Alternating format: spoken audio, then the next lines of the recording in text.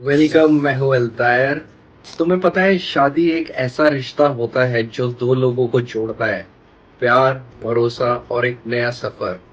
लेकिन क्या हो अगर ये शादी इंसान और इंसान के बीच में ना हो। आज की कहानी एक ऐसी लड़की की है जिसकी जिंदगी एक नॉर्मल इंसान से शुरू हुई, लेकिन खत्म हुई एक ऐसे राज के साथ जिसे समझना आज भी मुश्किल है। ये कहानी है नोरा अल तकाका की, द जिन्स वेडिंग।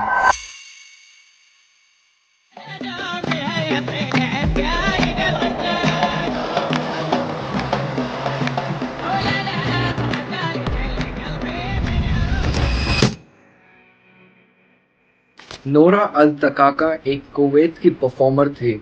वो सिंगर भी थी, ड्रमर भी, और 1980s और 90s के टाइम में वो वुमेन ओनली वेडिंग फंक्शंस में परफॉर्म करती थी। उस टाइम गल्फ कंट्रीज में फीमेल परफॉर्मर्स को स्पेशली बुलाया जाता था। नोरा कोई सेलिब्रिटी नहीं थी, ना उसकी कोई म्यूजिक एल्बम थी, ना कोई टीवी अपीयरेंसेस। लेकिन एक चीज थी जो उसे अलग बनाती थी, वो थी उसकी reputation, word of mouth, recommendation और रिपीटेड क्लाइंट्स। अक्सर लोग कहते थे नोरा परफॉर्म करे तो वेडिंग यादगार बन जाती है।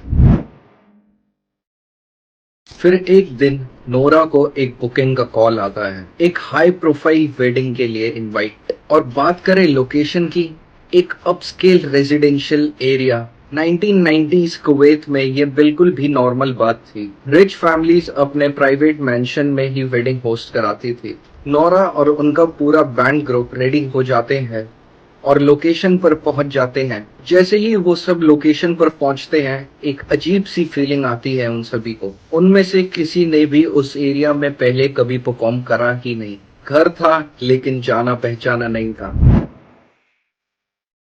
मैंशन बाहर से बिल्कुल परफेक्ट लग रहा था। लाइट्स, डेकोरेशन, सब कुछ एक लग्जरी वेडिंग जैसा। एक औरत दरवाजा खोलती है और उनका अंदर स्वागत करती है। अंदर का सेटअप पूरा ट्रेडिशनल था। फ्लोर सिटिंग, कुशंस और एक डेडिकेटेड एरिया म्यूजिशियंस के लिए।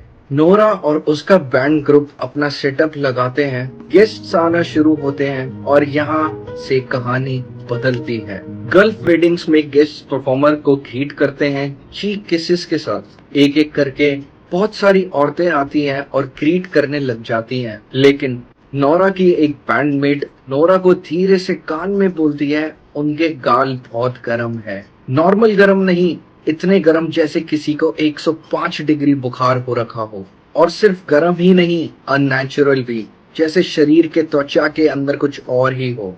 नोरा इन सब चीजों को नजरअंदाज कर देती है और अपने ग्रुप को बोलती है कि चलो फोकस करते हैं अब अपने परफॉर्मेंस पर। संगीत शुरू होता है। सारे लोग जो शादी में थे वो इकट्ठा होने लग जाते हैं। सब कुछ नॉर्मल लगता है थोड़ी देर के लिए। आधे घंटे बाद नोरा की बैंडमेट एक जगह रुक जाती है, जैसे उसे सदमा लग गया हो। जो वो सामने नजारा देखती है, वो देखती है जो लोग नाच रहे होते हैं उनके हाथ में बाल होते हैं, लंबे, काले, जैसे अभी काटे गए हो, और वो लोग उन्हें नाचते हुए घुमा रहे होते हैं। फिर नोरा की बैंडमेट ने नीचे देखा। वेडिंग रोब्स नॉर्मली आपके पैर कवर करते हैं, लेकिन जब औरतें नाचते हुए गोल घूम रही थी तो वेडिंग रोब थोड़ी उठती है और देखा कि उनके पैर ही नहीं थे। उसकी जगह किसी बकरी के कोई पैर थे और उन पैरों के अंदर छुरी और कांटे घुसे हुए थे। अब धीरे धीरे नोरा को भी पता लग जाता है कि ये सब नॉर्मल लोग नहीं है, ना ही ये नॉर्मल शादी है। नोरा वहाँ का माहौल देखकर घबरा जाती है, लेकिन अपने ग्रुप को बोलती है कि संगीत बजाते रहो, क्योंकि अगर वो रुक गया तो गड़बड़ हो जाएगी। कुछ देर बाद ब्राइड और ग्रूम अंदर आते हैं, लेकिन वो कोई नॉर्मल स्टेज पर नहीं जाते हैं। उन्हें ले जाया जाता है एक रूम के एंड पर, एक स्ट्रक्चर के पास जो दिखता है एक बड़े जानवर के सर के जैसा, जिसका मुंह खुला होता है और उसके अंदर दो कुर्सी रखी होती है। ब्राइड और ग्रूम दोनों दांतों के बीच बैठ जाते हैं और तभी लाइट बंद हो जाती है। सब कुछ काला पड़ जाता है और नोरा और उसके बैंडमेट वहां से भागने लग जाते हैं। वो लोग अपने इंस्ट्रूमेंट्स वहीं पर छोड़ देते हैं, अपने बैग्स वहीं पर छोड़ देते हैं, सिर्फ वहां से भागने लग जाते हैं जब तक सांस न टूट जाए। आखिरकार वो उस मेंशन से बाहर निकल जाते हैं। तो उस रात के बाद नोरा सीधा घर नहीं गई। वो गई सीधा पुलिस स्टेशन, हाँ, एक ऑफिशियल कंप्लेंट फाइल करने। नोरा ने पुलिस को सब बताया, लोकेशन, मैंशन, वेडिंग और वो इनविटेशन कॉल जो रात में आया था।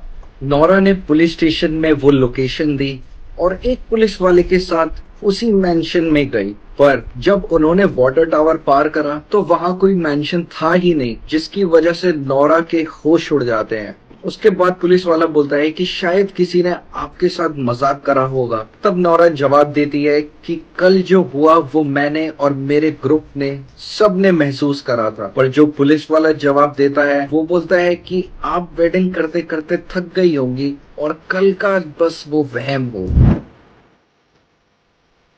उस रात के बाद नोरा ने कभी परफॉर्म नहीं करा और फिर कहानी 3 डायरेक्शन में बट जाती है। कुछ लोगों का कहना है नोरा कुछ हफ्तों में सोते सोते ही मर गई या फिर किसी ऑर्गन फेलियर से, पर उसका भी किसी का कोई प्रूफ नहीं। कुछ लोग कहते हैं वो अभी भी जिंदा है लेकिन मेंटली डिस्टर्ब्ड हो गई है, पर उसका भी कोई प्रूफ नहीं। उसने संगीत गाने से संन्यास ले लिया है, शादी भी कर लिया है और वो प्राइवेट अपनी नॉर्मल लाइफ जीती है, पर इसका भी किसी को प्रूफ नहीं। तो सवाल ये है, क्या नोरा ने सच में जिन के लिए परफॉर्म करा था या ये सिर्फ एक कहानी है जो सालों में बदलती गई? सच क्या है शायद कभी पता ना चले। तो मैं हूं अल्तायर, मिलते हैं अगली कहानी के साथ।